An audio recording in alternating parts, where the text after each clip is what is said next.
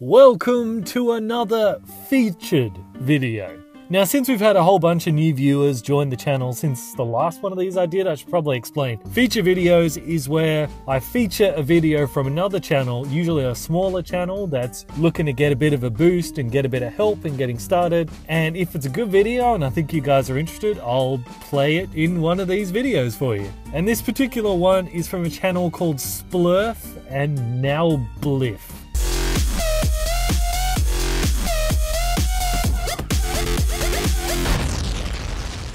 And before anyone even asks, yes, this is his actual real voice. That's not something that he's putting on. That's not some kind of caricature he's playing. He actually does talk like that in real life. Believe it or not, but it's true. And he's got a really good video here about how Spider-Man could be incorporated into the Marvel Universe without the need of having a long origin story and all that with his solo movie. So I hope you guys enjoy it. It's really good. And at the end, click on the card in the top right corner to check out his channel. Hey, how's it going? My name is Nalbis. So I've been heavily inspired by BanditIncorporated and Mr. Sunday Movies to make this kind of video for you guys. I'm a huge Spider-Man fan, and now that he's in the MCU, I want to talk about how we can fit him into Marvel's Captain America: Civil War.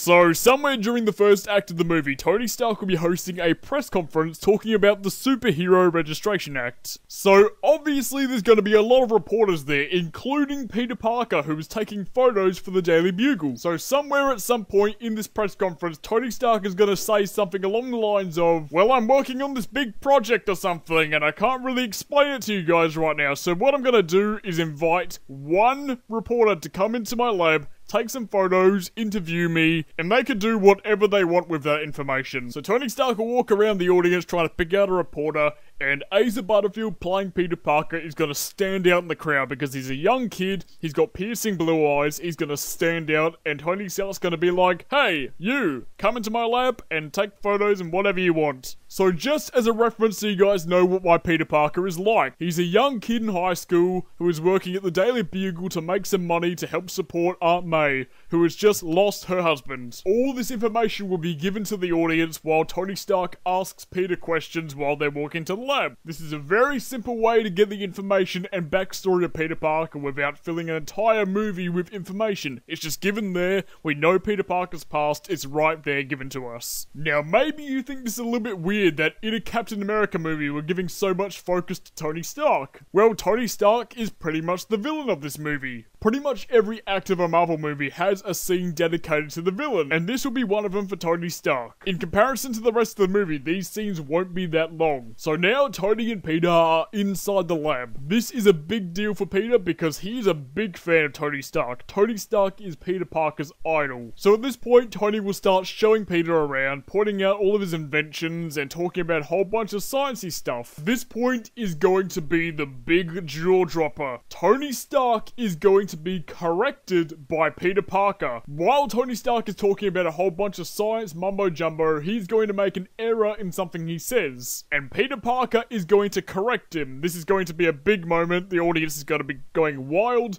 because Peter Parker is finally smart. And then suddenly, out of nowhere, Peter Parker becomes the witty, snarky Spider-Man character that we know and love. He's gonna start suggesting ways to Tony Stark on how he can improve some of his projects and how he can do better, because Peter Parker is a really smart kid. Unlike the Amazing Spider-Man 2, where for some reason he has to look up a YouTube video to avoid exploding batteries. And then for some reason he doesn't think to magnetize his web shooters. You're smart, Peter Parker, why didn't you think of that? Because in the previous Amazing Spider-Man, somehow you're able to solve this almost unsolvable equation. What happened? Sorry about that. So at this point, Tony Stark is pretty surprised of how Peter Parker is actually a really smart guy. But unfortunately, Tony has to ask Peter to leave because he's got some important things to attend to. But as Peter Parker is about to walk outside the door, he quickly turns back around and says, "Hey, do you know anything about spider bites?" Peter will then reveal a spider bite, a really infected spider bite, on his arm. Or his foot, I don't know, wherever they decide to put it. Peter will then explain that he actually went to see the doctors about it, but unfortunately his blood samples ruined their equipment, and he was hoping that maybe Tony Stark could have a look at it. So Tony takes a blood sample and then puts it into his computer, and Peter leaves. Then Tony Stark is going to pull up one of his hologram screens and see that the blood sample reads highly radioactive, and that is going to be where the scene ends. Now, is that it for Peter Parker in this movie? No, we are bound to see much more Peter Parker in my version of Civil War. So let's skip ahead to Act 2. Tony and Peter are going to be back in the lab. Tony Stark will say something along the lines of, "Thanks for coming here on such short notice, Peter." Then Peter Parker will respond with, "It's no problem at all, but Jameson's going to be really upset with me." Yeah, by the way, Jameson is going to be back in the Spider-Man solo movie, played by J.K. Simmons, because, I mean, who else? So now Tony is going to show Peter the results of the spider bites. Tony will then ask Peter if he has felt any changes since the bite. Then Peter will say, "Yes. Let me show you."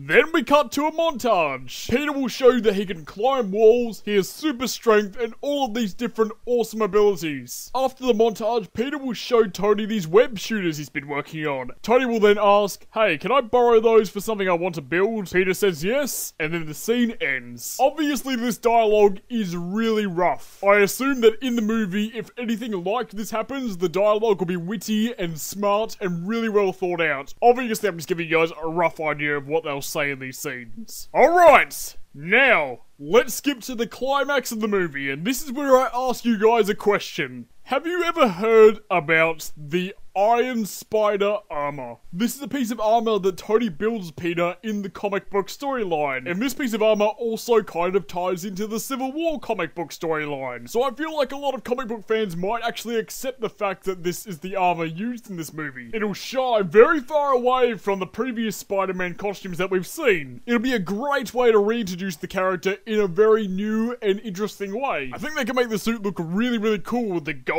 and red and the big spider legs on its back. I would really love to see this put into film. So this is why Tony Stark asked Peter Parker if he could borrow the web shooters, so we can actually base the functions of the suit off of those web shooters, and use Peter Parker as a way to fight against his enemies. And it turns out that the previous secret project that Tony Stark was working on got scrapped in replacement of this new Iron Spider suit. So in the climax of the film, the final fight will feature Spider-Man fighting up against Captain America, Falcon, and all those other guys. But then, of course, at the end of the film, we have to have Spider-Man turn back over to the good side. Captain America or Falcon, or maybe the Winter Soldier, gives him a little bit of a speech on why he should be on their side. At the end of the movie, he's gonna scrap the Iron Spider suit and create his own suit for his own movie, which would be the classic blue and red. And there we go, we got Spider-Man set up for his own movie. We don't have to have a new origin movie. He can go into his own solo movie without any backstory. It's gonna be brilliant. But that's just my theory and my idea. What ideas do you have to fit Spider-Man into the Civil War movie? Is he gonna be a small cameo, or is it gonna be a large role? Obviously mine is a large villain role, which then becomes a good guy at the end. So thank you guys so much for watching this video. If you guys want to see more of these, let me know. I really do want to do these sorts of videos more often. I do have some more Marvel Phase 3 theories that I want to put into videos.